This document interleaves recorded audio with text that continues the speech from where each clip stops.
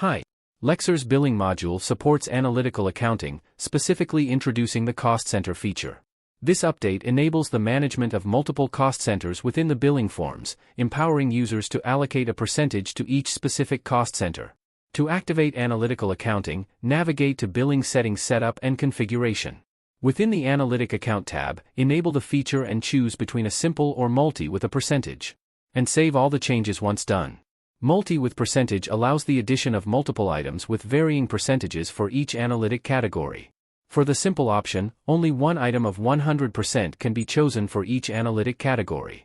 Next, create analytic account categories and templates by going back to Billing Settings and choose Analytic Account under Money section.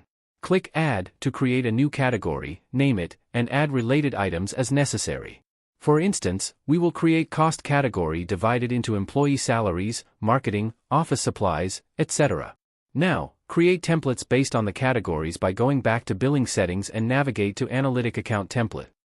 Click Add to create a new template, specify if it applies to all entities or a specific one, name the template, select its type, invoices, bills, or expenses, and assign percentages to each category's related items. If the multi-type is chosen, distribute the 100% among the selected items without exceeding the total.